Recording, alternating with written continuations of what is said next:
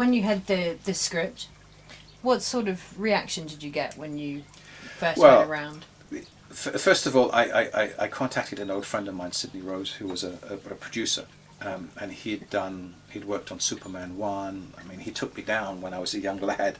He optioned a script of mine and he took me down to Pinewood Studios because he was working on Superman 1, and I met the great Christopher Reeve there, and he introduced me to people, and that was like a fun day. I was in my early 20s.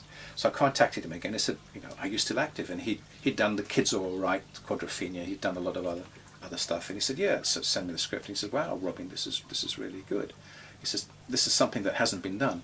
Unfortunately, Sidney died 3 years ago now of cancer, and I mean, he was very enthusiastic project, so that sort of slowed us down a bit. We had to regroup, and we brought Ted Kotcheff on. I've got Chris Carson in the States as a co-producer. He's an Academy Award winner. He's in LA. So we built a group of people together. And that's basically what we got. Now, what then happened is I put it up on IMDb as in development, and then I got a flood of, I got thousands of emails from people, predominantly crew, behind the scenes people. And for example, Ian Wingrove, who was a special effects supervisor on the movie, he did Troy, Henry V, Black Hawk Down. Now these are major movies, and he's a major industry player in special effects. And he came to me and said, Robin, you've got to make this movie. Okay, well, great, can I be involved in it? I said, we're in development, we have no funds at the moment. He said, it doesn't matter. How can I help you? Rocky Taylor, stunt supervisor on 17 Bond movies, did stuff on the Da Vinci Code, came to me, said the same thing. Anthony DeLongis, who just did Indiana Jones as a fight director, said the same thing. He was in LA, so I went to his ranch when I was in LA and met with him. But then you decided to go independent. Well, we decided to, because I have a lot of experience of dealing with guys from Hollywood. I was in Asia, I was doing line production for a lot of Hollywood entities. And when we started to do this in the UK, the first thing I said to my partner Lance is, we're going to go down the normal film route, and I can tell you now they're all going to turn it down.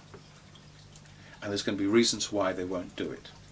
And it's the same reason why it's so hard for a good British movie to be made in this country.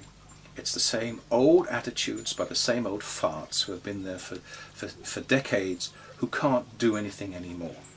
And the real hard workers are the independent producers, the independent directors, the actors who take a risk on a project, and all the crews, because they've seen it too many times, they've seen the same old stuff going on.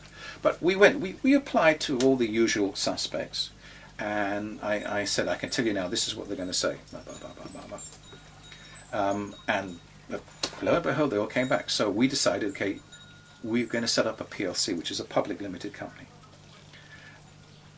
which affords us the opportunity to, one, go down the studio financing path, should it become available to us.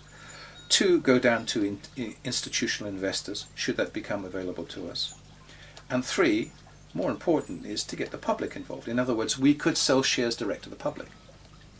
That's what a PLC can do. A private company can't do that. So we went down that path. And the most important thing is, can we get the funding for this movie and do it the way we want to do it, and not get funding from a major Hollywood studio which will say, well, you've got to get this producer, you've got to have this actor, you've got to have this, blah, blah, blah, blah, blah, because they think they know what they're doing. And more often than not, Hollywood now can't produce, and this is a low-budget movie, it's a £50 million budget, and that's low budget. Now, people may not think that is, but Robin Hood with Russell Crowe cost $200 million to make, excluding prints and advertising, which could range anything in the States from 25 up to 50 million. And it's not going to get its money back theatrically, for sure. It's going to have to go to DVD and television.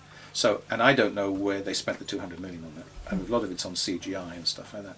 So, and I don't know how much Russell Crowe got paid for it. Maybe 30 million, I don't know. So you're going to keep the control of of licensing and merchandise. We will control everything. That's the beauty about setting up a PLC is the investors get a share of the action of everything. Often what happens is that an investor will come and invest in a movie, and then the merchandise and marketing is done through a separate company. Now, just to give you an idea of what value merchandising has, Lord of the Rings, I think worldwide did 900 or 1 billion per episode theatrically, great. A hell of a lot of money on DVDs, but merchandising it did over $1 billion worldwide.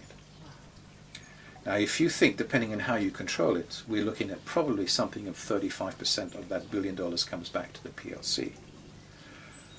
And that is split amongst the shareholders. There's a transparency there. There's an opportunity for an investor, even a small investor, to put some money in. It's a gamble, it's a risk. All movies are gambles and a risk.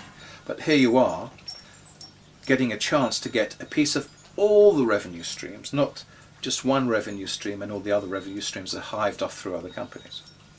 If this model works, it's a model that can be used again and again.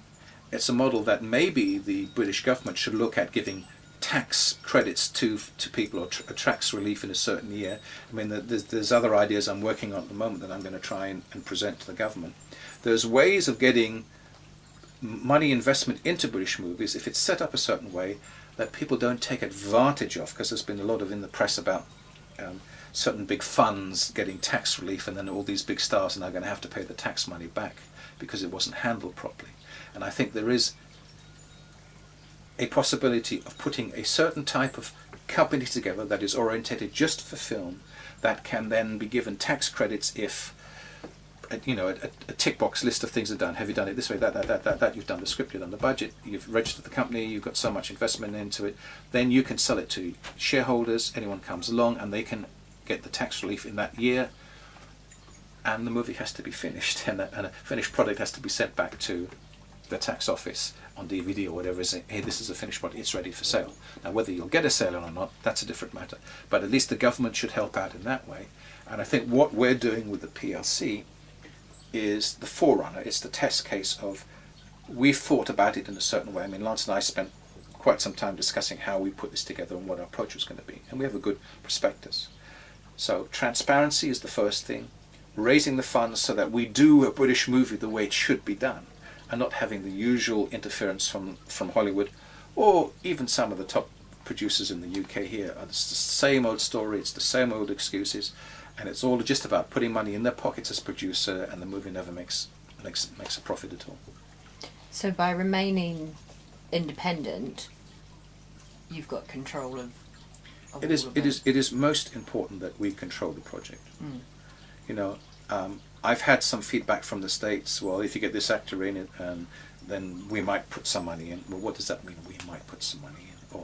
Or, Robin, you really can't direct it, you have no track record, but we get this guy in. Well, okay, get Steven Spielberg in if you want. You've got another £100 million to invest, because when he comes on board, that's the price it's going to be. And quite honestly, he's a great director, but not all of his movies make money. You know, it takes a while to get their money back, so he's not a shoe-in. And you come down to one basic fact: there is no director, no producer in this planet who can guarantee a box office success. More important, there is not a single actor on this planet that can guarantee a box office success. Yes, there are actors that have great movies. Johnny Depp is a great actor. He's done great movies with the Caribbean series. But a lot of his movies don't make that much money.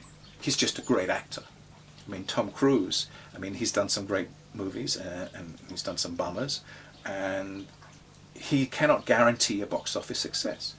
So what makes a box office success is really the story. Does the story click at a particular time? I mean, let's look at Harry Potter.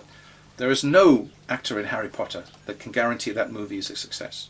It's the book and the stories. Twilight Zone, there's no big name in there. In fact, if you look at the top 10 movies last year of 2009, 9 of them had basically what you would classify as no big star, or no name, or no star that is a seller. So let's get back to basics. It's about making a good movie. Lawrence of Arabia didn't have any big names. It had Anthony Quinn, who was a big American star, because the perception was we need that to sell it to America. Anthony Quayle, Peter O'Toole was a virtual unknown. Omar Sharif was a virtual unknown. It was the story. And you come back to, does the story catch with the public? Now, we might make a great movie. And the music will be great, and the locations will be great, and the acting will be great, and everything will be great. And it might not just catch with the audience. And like so many movies, in 5 or 10 years' time, suddenly someone discovers them and goes, wow, isn't this great? And it gets a re-release, and it suddenly makes a bundle of money.